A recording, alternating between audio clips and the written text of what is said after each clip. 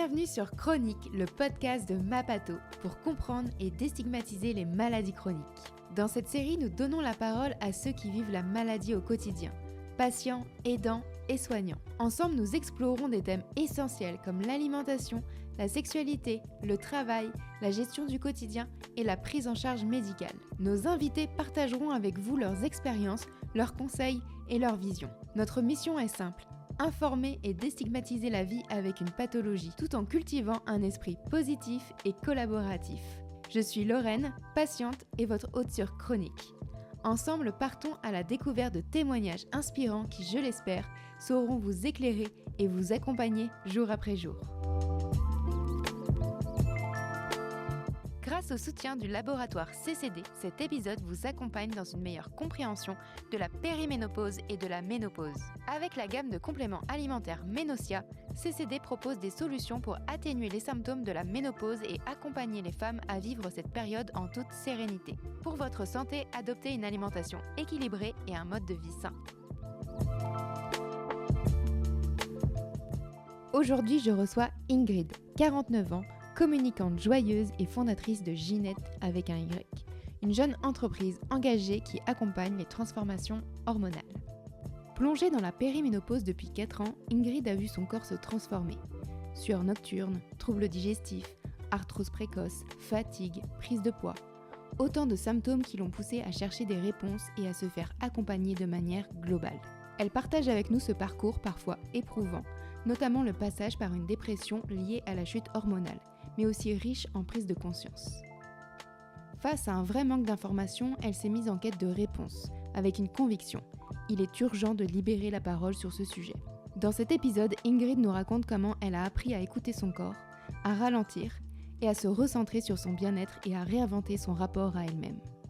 De cette expérience est née Ginette, un média pour informer, dédramatiser et surtout rendre la ménopause joyeuse, créative et libératrice. Un échange sincère, inspirant et sans filtre. À écouter dès maintenant sur Chronique. Parce que la ménopause, c'est tout sauf la fin. C'est peut-être même un nouveau départ. Bonjour Ingrid. Bonjour Lorraine. Je suis ravie de t'accueillir sur le podcast Chronique de Mapato. Aujourd'hui, on va faire un épisode ensemble sur la ménopause. Donc, je vais commencer par la question que je pose à tous les invités, mais c'est: est-ce que tu peux te présenter? Oui, merci Lorraine. Eh bien écoute, je suis Ingrid Baudry, j'ai 49 ans. Je suis, on pourrait dire, une communicante joyeuse. En tout cas, c'est le petit surnom dont on m'a souvent affublée, dans le domaine de la communication. Et j'ai fondé, il y a un peu moins d'un an, un média qui s'appelle Ginette avec un Y et qui parle de périménopause et de ménopause. Super, c'est le sujet d'aujourd'hui, donc on Ça est bon. tombe bien. Donc comme tu le disais, tu vas bientôt avoir 49 ans. Tu vis justement cette période un peu de transition qu'on appelle la périménopause depuis plusieurs mois. Est-ce que tu peux nous raconter quand et comment cette période a débuté? Eh bien, écoute, cette période a débuté il y a 4 ans, donc j'avais, 45 ans à peu près, et ça a démarré par des suées nocturnes juste, avant les règles, donc pendant les quelques jours, qu'on appelle le syndrome prémenstruel, et c'était des suées nocturnes assez, fortes, à tel point que ça me réveillait tellement mon lit était trempé, et parfois même, alors là, c'est le moment un peu trash, c'était carrément l'odeur qui me réveillait parce que c'était une sueur un peu aigre, un peu, la sueur qu'on peut avoir quand on est ado et que nos hormones sont en ébullition et qu'on sait plus trop bien, comment faire pour que cette odeur, n'arrive pas trop, et ça, c'était assez gênant. Ouais, donc ça, j'en ai parlé à mon médecin traitant, c'est la chose que j'ai faite en premier, en disant: «Bah, voilà, il se passe ça, ça veut dire quoi en fait? Pourquoi j'ai ça?» Elle m'a répondu que, c'était, la ménopause qui se préparait, et moi en fait, j'attendais quelque chose de supplémentaire, donc j'ai dit: «Oui, et elle m'a répondu: «Bah, c'est tout». Bah, OK. J'étais un peu abasourdie. J'ai pas, prolongé, plus avant la conversation, mais comment dire? Cette question qui restait sans réponse, ça m'a donné très, très envie d'aller, chercher des choses, sur, ce qui m'arrivait, et d'essayer de comprendre déjà, ce qui se passait et si on pouvait faire quelque chose. Ouais, creuser un peu le sujet, parce que c'est vrai que quand ton médecin te sort ça, clairement en consultation. C'est un peu dur. Après, je peux comprendre parce que, quand on est médecin traitant, on a un boulot absolument incroyable, qu'on n'a malheureusement pas toujours le temps d'accorder justement du temps, aux patients et aux patientes et que je comprenais cette sorte de fatalisme, qui était présent. Mais moi, j'avais pas du tout, envie de m'y résoudre et puis je me suis dit: «Ben, OK, il y a un truc qui est en train de se préparer, mais comment moi je peux faire en sorte de le vivre, le mieux possible, quoi?» C'est ça, et c'est vrai que tu t'étais pas forcément déjà posé la question de te dire, «Bon, bah, il va falloir que je prépare cette période de la vie», en fait? Mais pas du tout, parce qu'en fait, pour moi, la ménopause et tout ce qui arrivait, c'était plutôt après 50 ans. Donc 45 ans, je me sentais pas du tout concernée, en fait, mais vraiment pas. Mmh. Ouais, Mmh. et du coup, tu parlais donc ces symptômes de sueur, nocturne, de l'odeur. Est-ce que tu as eu d'autres symptômes? Je crois qu'il y avait des symptômes articulaires de ton Oui, côté? alors la même année où j'ai eu mes suées nocturnes, j'ai aussi développé une arthrose sévère, précoce pour le coup, parce que je suis vraiment enfin, je fais partie des patientes les plus jeunes de ma rhumatologue, hem, parce que tout ce que j'ai, ça arrive plutôt, on va dire, une quinzaine d'années plus tard en général. Et donc il y a eu ça, mais ça, je sais pas si c'est corrélé, à la chute d'hormones ou à d'autres choses. Donc voilà, je vis avec de toute façon et je j'ai pas le choix. Une fois que l'arthrose est déclenchée malheureusement et la déformation surtout, on peut pas l'arrêter. En revanche, on peut soulager quand même, la douleur et faire en sorte qu'on garde quand même de la mobilité. Ce qui a été enfin les autres, symptômes, c'est une sécheresse de la peau qui a commencé un petit peu, à s'installer. J'ai peut-être plus aussi de ce qu'on appelle d'impatience dans les jambes. Enfin, j'ai une circulation sanguine, je sens, qui est un petit peu moins bonne. J'ai développé des troubles digestifs, vraiment, beaucoup plus enfin j'allais dire beaucoup plus Accentué, ouais. conséquents. Non, mais carrément permanents. Et j'ai Ouais, mis, 3 ans à comprendre que, bah, c'était lié aussi à un dérèglement global de mon corps qui savait plus trop comment gérer, ces hormones qui montaient, qui descendaient. Que c'était pas comme d'habitude, mais ça y est, là, j'ai trouvé la solution, pour remédier à ça. Donc en fait, ouais, j'avais plein de choses un peu différentes, mais je savais pas forcément les relier, c'est ça. au fait que c'était, la périménopause. Tout à l'heure, quand tu parlais justement de ces symptômes, comment tu as vécu ces transitions? Parce qu'il y a toi qui le vis, mais il y a aussi les personnes avec qui tu vis. C'est vrai que Mmh. se réveiller, la nuit avec le lit complètement trempé, bah, s'il faut le changer, faut réveiller l'autre personne. Donc c'est vrai C'est que, ça. il y a quand même ça impacte aussi, les personnes avec qui on vit. Exactement. En fait, il y a eu, donc il y a une nécessaire adaptation du couple. En tout cas, il faut en parler à sa compagne ou à son compagnon. Faut quand même savoir qu'il y a pratiquement une femme sur 2 qui ne parle jamais de ces troubles liés à la périménopause ou à la ménopause à la personne avec qui elle partage sa vie. C'est quand même C'est fou. énorme. C'est-à-dire qu'il y a Mmh. encore un tabou qui est énorme sur le Ouais, sujet et comme la ménopause en moyenne en France, c'est 51 ans et que alors on dit dans le dictionnaire Larousse là qui vient d'intégrer la définition de la périménopause, on dit que c'est, je crois, 2 à 4 ans avant la ménopause. Des fois, c'est 2 à 10 ans ou 3 à 10 ans avant la ménopause. En fait, c'est hyper variable d'une femme à l'autre. ouais, Il y c'est a ça. aucune périménopause qui ressemble à une autre périménopause de femme. C'est ça, comme les cycles en fait, des femmes, tout simplement. C'est exactement la même chose et donc voilà, il y a des petits ajustements à faire. Donc moi, ça a été des choses simples de dire: «Bah, écoute, là, je sens que» enfin, mes règles vont probablement arriver dans pas trop longtemps. Je suis encore un cycle qui est à peu près réglé, mais qui se modifie. Donc bah, je dors avec une serviette, de bain, dans le lit et comme ça, je sais qu'à un moment donné, dans la nuit, je vais être complètement trempée. Donc je vais avoir très chaud, après je vais avoir très froid et donc j'enlève cette serviette, j'en remets une autre au cas où j'aurais une autre suie dans la nuit. Voilà, je prévois le truc comme ça et j'essaie de pas trop réveiller mon compagnon, mais parfois ça le réveille et bon, c'est pas grave, c'est OK, il est prévenu. Un autre truc qui était difficile aussi à comprendre, c'est que le syndrome prémenstruel, alors je pense que toutes les femmes qui nous écoutent, elles savent ce que ça fait. C'est quand même on a quand même cette grosse chute d'hormones à ce moment-là. Souvent on est, un peu mélancolique à ce moment-là. Moi, j'étais vraiment à la fois très down, donc très, très basse en morale et aussi j'étais mais en colère, mais envie de croquer du mollet. Mais c'était incroyable, c'est-à-dire que je vais pas dire de gros mots ici, mais en gros, on me disait juste: «Ça va», j'avais envie de mordre, quoi et c'est complètement inexplicable en se disant: «Mais c'est fou, comment ça se fait que je suis en colère comme ça alors qu'il y a objectivement rien?» Bah oui, c'est les hormones, quoi. Avant de débuter justement cette période de périménopause, est-ce que tu avais un SPM? Est-ce qu'il était marqué ou pas du tout? Oh, il était assez peu marqué. En gros, la veille, tu vois, des règles, j'étais de mauvaise humeur, vraiment, il fallait pas m'enquiquiner et d'ailleurs, souvent mon conjoint avait la bonne idée de me dire: «Oh, tu vas avoir tes règles toi!» le truc qu'il ne faut pas dire à une femme parce que ça l'énerve encore Exactement. plus. Donc effectivement, en général, il avait assez raison et puis moi-même je le savais, hein, que ça allait arriver, mais c'était genre une journée. Là, ça dure plus longtemps. Ça Ouais, dure 3, 4 jours, des fois 5 jours, enfin, c'est un peu compliqué. Mais ça a évolué. Là, maintenant, depuis, je dirais depuis 6 mois à peu près, j'ai plus de syndrome prémenstruel où j'ai envie de dégommer tout le monde, donc c'est plutôt positif. ça va, je pense, comme on le disait tout à l'heure, en fonction, des cycles, Ouais, en fonction des hormones, ça se trouve, ça va revenir d'ici quelques mois, enfin, c'est ça, chaque femme est différente. exactement. Est-ce que toi, justement, outre ces symptômes, est-ce que tu as été rencontrer d'autres professionnels de santé autres que ton médecin traitant? Est-ce que tu as été voir, je sais pas, une gynécologue, une sage-femme? Et Ouais. comment ils ont abordé ce sujet avec toi? Bah, écoute, j'ai la chance d'être suivie par, le gynécologue qui m'a accouchée de mon deuxième enfant. Il me suit toujours, donc ça, c'est j'ai de la je dis que j'ai de la chance parce que c'est vrai qu'il y a beaucoup moins de gynécos en France maintenant, donc on n'a pas toujours ce choix-là. Donc je suis retournée le voir. Je lui ai dit un peu ce que j'avais, les sueurs nocturnes, tout ça. J'avais pas encore identifié à l'époque où je l'ai vu là, c'est il y a quelque temps déjà, tous les symptômes qui étaient reliés à la périménopause et lui, il est pro aussi de d'attendre un peu avant de donner le traitement hormonal substitutif, par exemple, mais de commencer déjà quand les symptômes sont pas trop, on va dire, invalidants, handicapants. Commencer notamment par, des choses avec des plantes et tout ça, enfin, voir tout ce qui peut nous apporter, on va dire, du confort, du bien-être, pour, être mieux avec ces symptômes-là et voir les atténuer. J'ai vu une sage-femme aussi récemment pour, lui parler de la ménopause.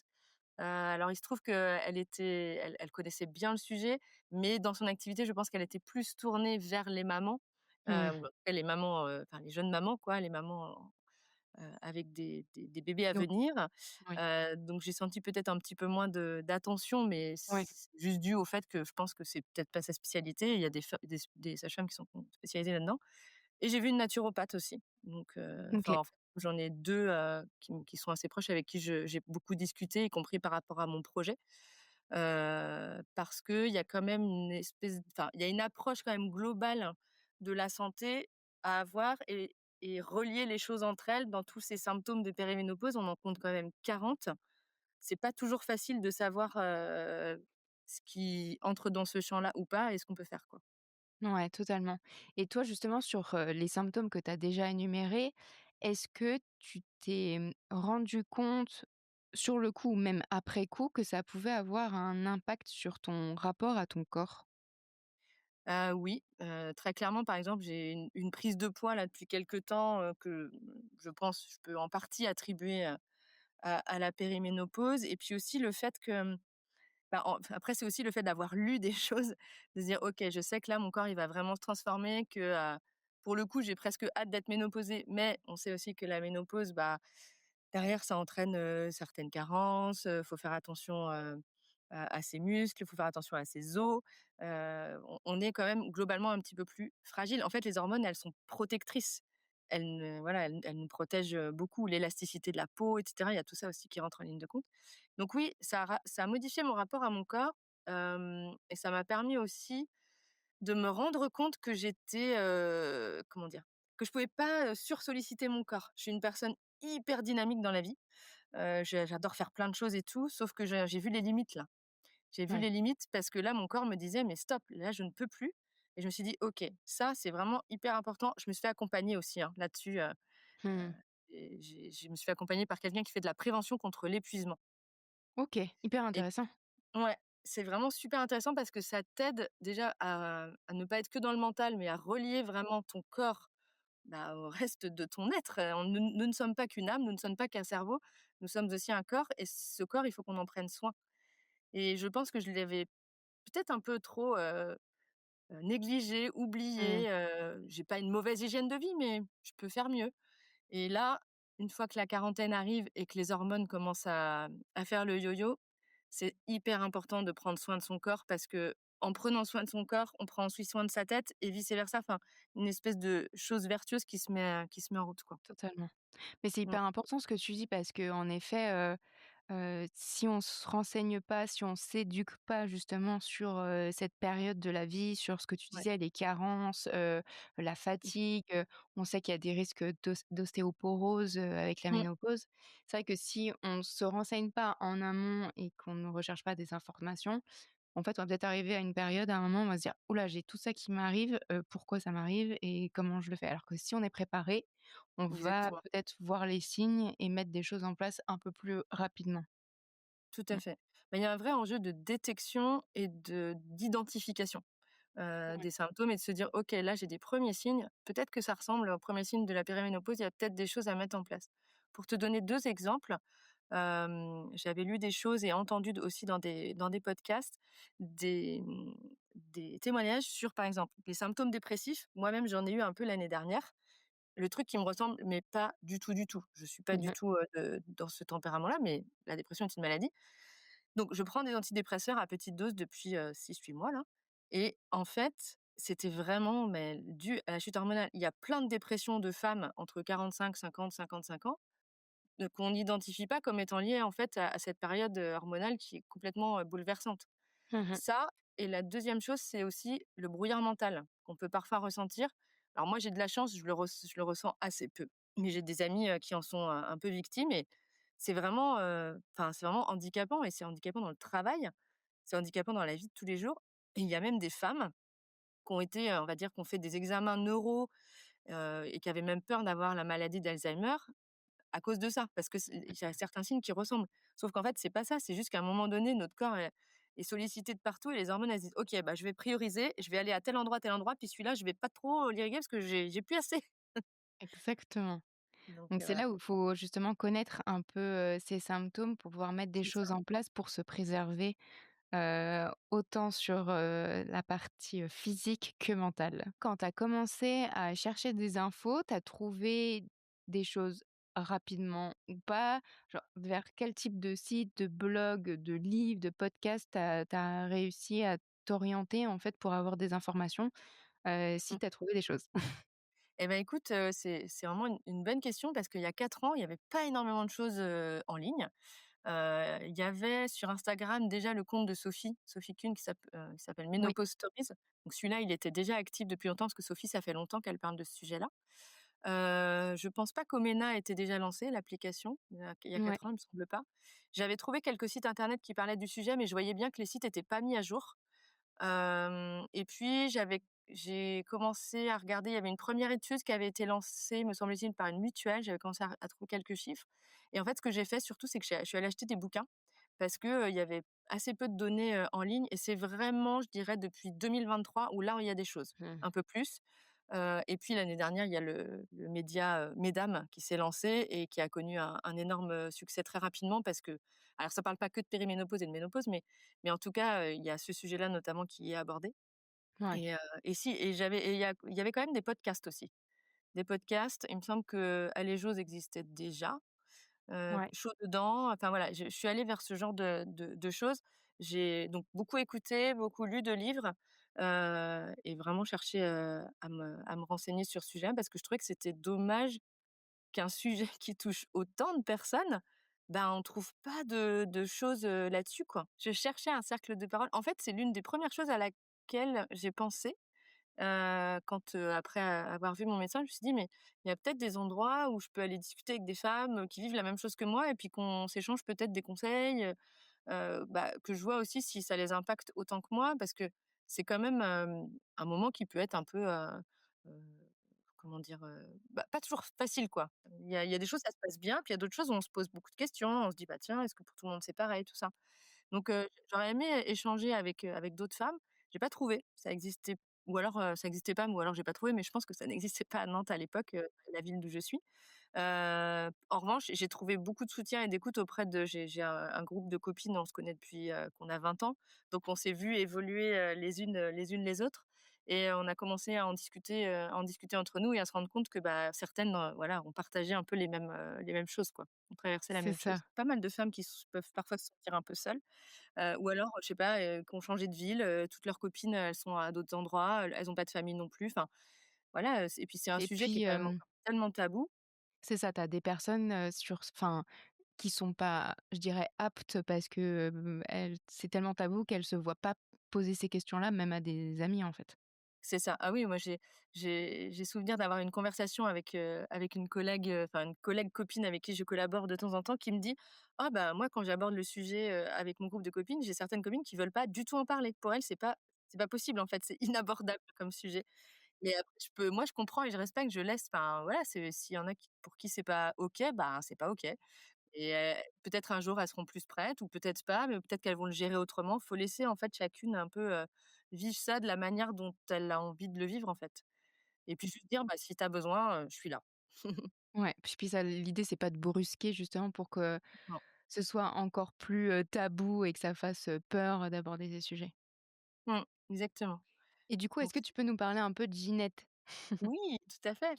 Bah, Ginette, elle est née, l'année dernière. Je me suis dit: «Moi, j'aimerais bien que, il y ait quelque chose qui existe et qui m'explique, de façon simple et un peu humoristique» parce que ça fait partie de moi, j'aime beaucoup rire et traiter, des sujets, sérieux sans me prendre au sérieux. Est-ce enfin, comment je pourrais faire pour mettre à disposition des femmes un maximum d'informations sur ce sujet-là et le faire, bah, de la façon, la plus simple possible? Et je me suis dit: «Bah, tiens, peut-être le premier truc que je pourrais faire, finalement, c'est créer une newsletter». C'est facile à mettre en place. La newsletter, elle est gratuite. Alors, il y a des personnes qui peuvent, prendre la formule payante pour me soutenir mon travail, mais on a accès à tous les contenus, quand on prend la formule gratuite. Moi, l'idée, c'était de me dire: «OK, on est 500 000 femmes à entrer, avec des guillemets, en ménopause chaque année. Il y a plus de 17 millions de femmes qui sont post-ménopausées en France». C'est juste, enfin, j'ai pas envie que les femmes payent pour avoir des infos sur leur santé. Ça me paraissait, compliqué. Mais je me suis dit: «Il faut que je trouve quand même, bah, le moyen, moi, de vivre de tout ça». Donc bref, ça, c'est mon sujet à moi, mais en tout cas, j'avais envie que ça soit accessible au plus grand nombre parce que j'ai un parcours où je suis issue de la communication publique et parapublique et que c'est important pour moi. Bref, donc j'ai lancé Ginette d'abord avec une newsletter. Ensuite, j'ai créé, bah, j'ai ma page LinkedIn, j'ai une communauté sur LinkedIn, donc pas mal de gens qui me suivent. Et puis je me suis dit: «Bah, tiens, tant qu'à faire un truc un peu, drôle et tout ça, si je faisais un stand-up?» Donc j'ai créé un stand-up de 7-10 minutes avec, des situations qui me sont réellement arrivées, d'autres qui sont arrivées plutôt à des copines. Enfin, je mélange un peu tout ça. C'est Finalement, ça. les gens ne savent pas ce qui m'est réellement arrivé, mais c'est pas grave. Mystère. Il y a un peu de mystère, j'essaye. Hem et l'idée, c'est ça, c'est de dire: «OK, c'est un sujet qui est vraiment pas facile à aborder, c'est un sujet qui est un peu tabou». Pour les hommes, c'est un sujet qui est pas toujours facile non plus à connaître et puis à aborder avec sa compagne. Donc bah, si je peux le faire déjà par l'humour, c'est chouette. Et là, j'ai un format avec, stand-up et conférences, pédago-humoristique, je dis parce que c'est pareil, j'ai envie de garder ce ton-là un peu drôle pour que les gens se sentent plus à l'aise et que finalement ce soit pas un sujet de poser une question qui pourrait paraître un peu dérangeante. Bah non, Mmh. c'est la vie, c'est notre vie et autant qu'on soit prévenu et qu'on sache quoi faire. Voilà. Et puis j'ai un compte Trop bien. Instagram aussi, bien sûr, maintenant. Trop chouette. On ira Mmh. suivre, tout ça alors. Ouais, J'aimerais bien qu'on aborde un peu justement, toi, les solutions et les approches que tu as pu tester justement. Est-ce que tu t'es tournée vers des justement des produits ou même, des thérapies, même le sport par exemple, justement pour, mieux vivre cette période? tout à fait. Alors il y a des choses très simples qui m'ont beaucoup aidée pour gérer aussi un peu le stress parce que c'est vrai qu'il y a des périodes où, on peut se sentir aussi un petit peu plus stressé. Mmh. heu, Pendant la périménopause, 5 minutes de yoga le matin et le soir. Pas besoin forcément de faire plus, ça suffit. Aller m'aérer, dès que je peux, prendre la lumière naturelle, voilà et notamment, l'hiver parce que l'hiver, voilà, on manque de vitamine D, ça c'est hyper C'est important. ça. Et l'astuce que j'ai trouvée, c'est que depuis quelques mois, je loue un vélo électrique pour voir si, c'est un moyen de transport qui me conviendrait et il se trouve que j'ai senti une vraie différence dans mon bien-être depuis, presque 4 mois maintenant que je le loue. Le fait de pas prendre, plus prendre les transports en commun et de prendre le vélo, bah, déjà ça me fait faire un peu de sport et puis, Totalement. bah, je suis à l'air libre quoi et ça c'est vraiment hyper plaisant Ouais, donc ça fait du bien. ça fait vraiment du bien d'être dehors.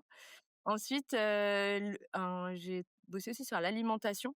Mmh. On commençait à regarder, voilà, certains livres de recettes, notamment sur, la période déjà où j'avais mes troubles un peu, digestifs et puis là, j'ai un bouquin qui est génial qui s'appelle «Mes recettes pour une ménopause en douceur», qui est écrit Ah par trop une bien. naturopathe de Nantes qui s'appelle Hélène Mayeux et ce bouquin, il est vraiment génial. D'abord, un, les recettes, elles sont super faciles à faire et 2, c'est super bon. Donc voilà, Pourquoi se c'est priver finalement? exactement. Et ouais, c'est ça, c'est ce truc-là aussi, c'est prendre des nouvelles habitudes, mettre en place des nouvelles routines, mais qui sont pas, contraignantes, qui sont plutôt, plaisantes. C'est ça. Hem, voilà, ça va être, 2-3 minutes maintenant de renforcement musculaire, par jour. C'est pas beaucoup, mais un tout petit peu tous les jours, bah, ça finit par faire pas mal. Ouais, puis c'est de trouver vraiment l'activité qui nous convient parce que comme tu le dis, si c'est contraignant, en fait, on va le faire 2 jours et après c'est terminé, on va pas du tout en refaire. Donc l'idée, c'est vraiment de Exactement. trouver quelque chose qui nous plaise, qui nous convient, Ouais, selon les créneaux horaires possibles pour vraiment, prendre du temps pour c'est soi. ça. En tout cas, le mouvement, c'est essentiel, ça c'est sûr. De toute façon, parce qu'on a des métiers, pour la plupart, qui sont assez sédentaires et par exemple, tu vois, moi, l'année dernière, quand j'étais vraiment très fatiguée et que j'avais un peu du mal, moi, j'adore, courir. Je pouvais pas courir, j'avais vraiment pas l'énergie et bah, du coup, je marchais. Voilà, Mmh. je marchais et maintenant que je peux courir à nouveau, bah, c'est super. Je suis trop contente. Ouais, c'est de se donner justement ces petits objectifs-là. On voit pas mal de personnes avec leurs 10 000 pas par jour. Enfin, c'est pas obligé Voilà, d'être, 10 000, parce que en fonction de si on a un handicap ou autre, mais au moins de se ouais, donner, des petites choses. Je prends mes escaliers ou je fais un peu plus d'activité sur le sport, enfin sur le vélo, enfin trouver quelque chose qui exactement. qui nous convient. Ouais. Est-ce que tu as, testé peut-être des compléments alimentaires aussi pendant cette période ou pas?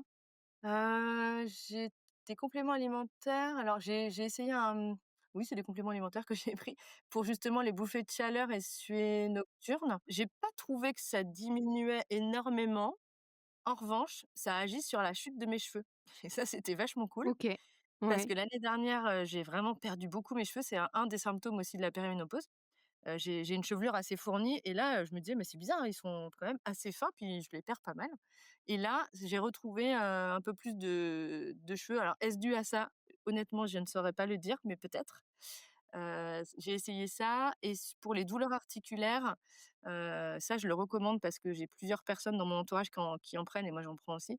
Ça s'appelle des gélules de moules aux orles verts. Les orles verts, en fait, c'est une variété de moules qui est endémique à la Nouvelle-Zélande. OK. Voilà et ces gélules-là, elles sont aussi parfois données aux animaux, aux chiens, notamment qui ont des douleurs articulaires, et ça marche super bien. En fait, ça ne comment dire? Ça c'est pas que ça soigne pas et cetera, mais simplement ça apporte du confort dans les articulations et ça permet de garder de la mobilité et moi qui ai les mains qui se déforment et j'ai du mal à fermer les poings, bah, là j'ai quand même retrouvé de la mobilité que j'avais un peu perdue. Donc ça, c'est vraiment hyper bien. Je conseille pour les douleurs articulaires. Qu'est-ce qui avait vraiment fait une différence pour toi, justement dans l'utilisation de toutes ces solutions? Je pense que c'est l'activité physique et l'alimentation qui a quand même beaucoup aidé à Ouais, atténuer tes symptômes et mieux vivre. voilà, c'est ça. Changer des choses dans l'alimentation, éviter par exemple de manger des plats aussi très épicés le soir. Alors moi j'adore ça, les épices, mais du coup je fais attention à pas trop charger pour le soir, pour diminuer, notamment les suées nocturnes et puis, bah, faut éviter l'alcool un max quoi. Parce que déjà, on le supporte beaucoup moins bien, qu'avant. On sait très bien que l'alcool, de toute façon, c'est un facteur aussi déclenchant de plein de maladies. Donc, faut vraiment surveiller sa consommation. Je pense que j'ai encore des progrès à faire de ce côté-là. C'est vraiment pour moi un axe d'amélioration. Je pense même qu'il faudrait que je me fasse des périodes carrément où j'en bois plus du tout. Je le fais déjà le Dry January, mais je pense que c'est pas suffisant. Peut-être qu'il faudrait que je me fasse, plusieurs mois, voilà, des mois un peu de diète parce que, on voit bien qu'on le supporte, moins et j'ai pas mal de femmes dans mon entourage qui me disent: «Mais je bois un verre et je suis, complètement, fatiguée», Ouais, il y a un gros voilà, impact sur le corps. il y a un gros impact donc voilà, je pense qu'il y a un truc, à faire là-dessus et boire beaucoup d'eau, hyper essentiel. Toute la vie de toute façon, C'est boire ça, beaucoup. exactement. Surtout avec ces chaleurs-là, Exactement, il faut le faire. ouais, Est-ce que toi, tu considères aujourd'hui que la périménopause, c'est une épreuve ou c'est plutôt un nouveau chapitre? Tu vois, parce qu'on parlait justement du bien-être, est-ce que c'est peut-être, aussi un petit signal qui dit: «Bon, il faut prendre soin de soi aussi»? mouais. Je pense que c'est un peu les 2. C'est le titre de ma conférence, c'est: «Est-ce que c'est une armoire normande ou un second printemps?» En fait, ce sont les 2. C'est-à-dire que potentiellement, si tu es pas préparé, tu le prends dans la figure un peu comme une armoire normande, mais c'est aussi l'occasion de complètement, se réinventer, et de se dire que, bah, on n'est pas périmé parce on va être ménopausé. Donc c'est l'occasion de prendre conscience de qui on est et de ce qu'on a, et c'est pour ça que je parlais tout à l'heure de l'enveloppe corporelle dont il faut prendre soin aussi et que parfois on la malmène ou on Mmh. l'oublie. On oublie qu'on a notre enveloppe corporelle, sauf que, bah, c'est important de voilà, c'est un peu notre véhicule à nous, hein, jusqu'à la fin de notre vie, donc si on veut être bien, essayer d'en prendre le plus, soin possible, et je pense que c'est un vrai, une fois en tout cas que la ménopause est installée, ou alors si on a une périménopause en douceur, parce que par chance, il y a quand même des femmes pour qui ça se passe, un peu, de façon indolore, Ouais, et ben, c'est l'occasion, parce qu'on arrive à un certain âge, on a beaucoup d'expérience, on connaît plein de choses, en général, si on a eu, des enfants, les enfants sont partis de la maison. C'est vraiment l'occasion d'être créative, en fait, à cette période de la vie, et je considère vraiment que c'est, ouais, le second printemps dont nous parlent les Japonais, qui d'ailleurs s'applique aussi bien aux femmes qu'aux hommes. Je pense ouais. que c'est l'occasion de le mettre en place, en fait, et d'en profiter, de se dire: «Bah, voilà, ma vie n'est pas du tout finie, je peux faire plein de choses, à moi aussi d'y aller à mon rythme», tout en ayant conscience, voilà, c'est ça, c'est que, bah, on n'a pas la santé de nos 30 ans ou même de nos 40, et que il faut tenir compte de ces aspects-là. Et justement, toi, est-ce que tu te sens aujourd'hui, plus libre ou plus aligné en tout cas, avec Mmh. la personne que tu es? Ah oui, complètement. J'ai vraiment le sentiment de davantage me connaître. Alors je sais déjà depuis quelques années beaucoup plus ce que je ne veux pas ou ce que je ne veux plus, mais là, ce qui est encore mieux, c'est que je sais vraiment ce que je veux davantage. Parce que c'est pas toujours évident à identifier, et là, je sais un peu vers quoi j'ai envie d'aller et je sais ce qui me transporte, ce qui Mmh. m'emporte, et bah, le projet que je mène avec Ginette, ça, c'est un truc qui m'emmène, parce que je me dis: «Bah, ce que je fais, c'est utile à des femmes, ça les aide», et voilà, c'est un truc, qui va permettre peut-être à des femmes de mieux vivre cette période-là. Si c'est ça, c'est génial, en fait. Donc Totalement. mmh, mmh, Justement, je voulais aussi aborder toute une partie un peu, on va dire, sociétale ou invisibilisation. mmh. Mais, tu t'intéresses aussi à l'aspect un peu plus large justement et la santé des femmes, on sait qu'elle a longtemps été un peu, mis de côté. Elle l'est encore, on va pas se le cacher. Qu'est-ce qui t'a marqué un peu toi sur ce sujet en faisant toutes les recherches que tu as fait pour, Ginette?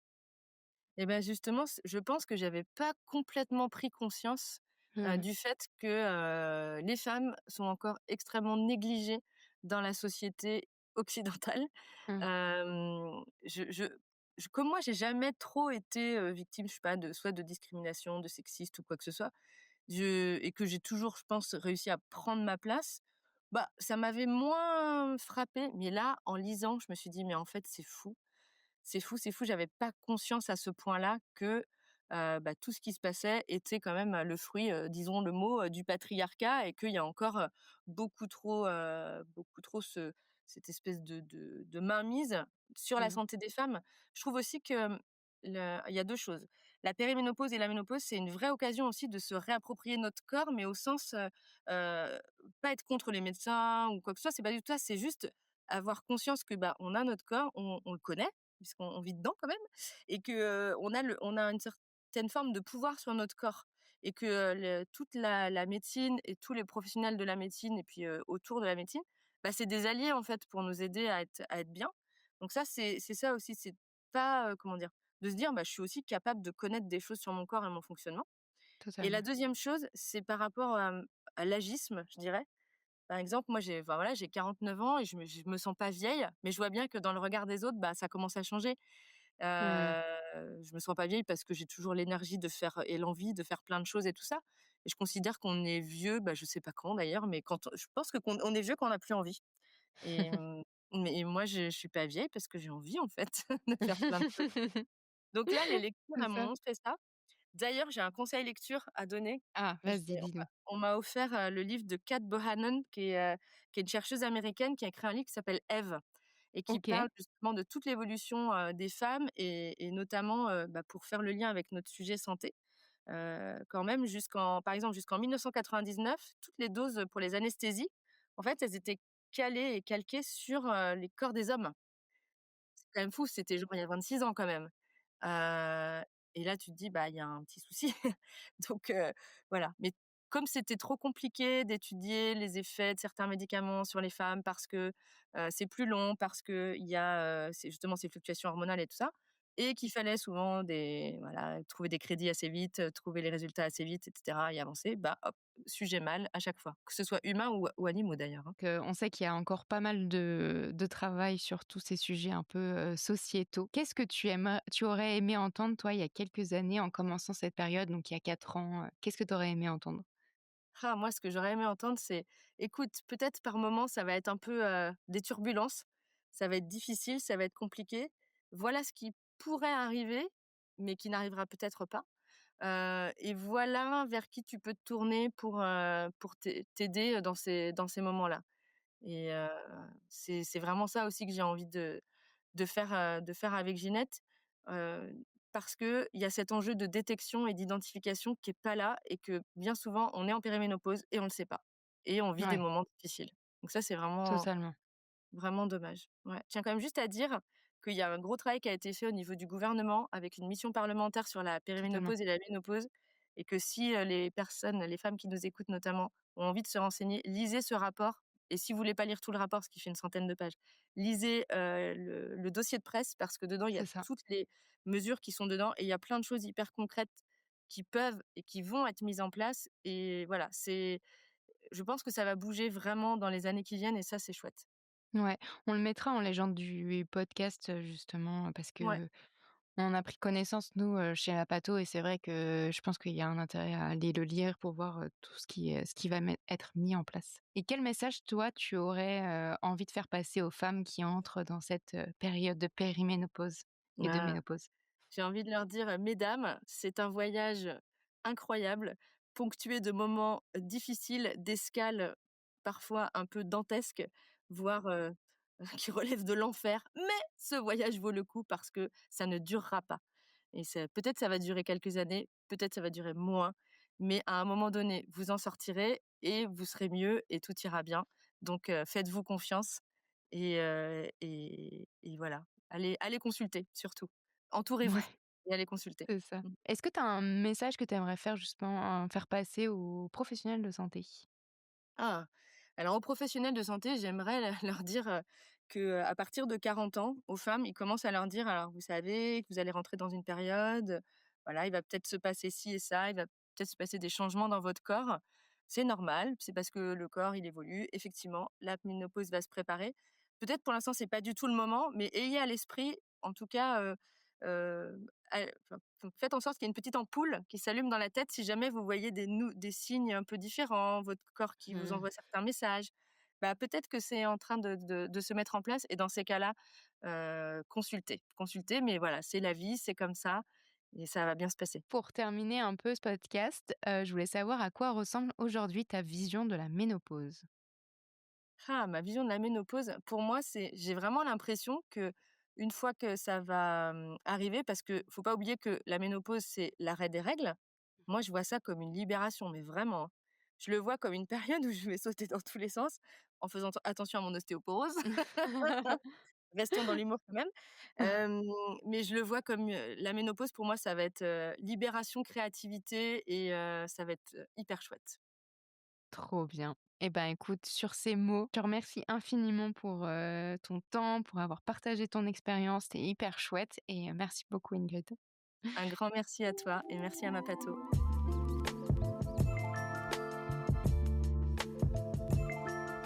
Merci beaucoup à vous d'avoir écouté cet épisode. Vous ne faites pas encore partie de la communauté Mapato?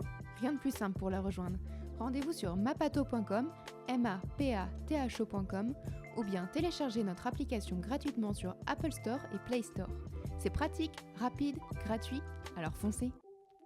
Pour soutenir le podcast Chronique, laissez 5 étoiles sur Apple Podcast et un joli commentaire sur votre plateforme de podcast préférée. Un grand merci à vous et à la semaine prochaine pour un nouvel épisode.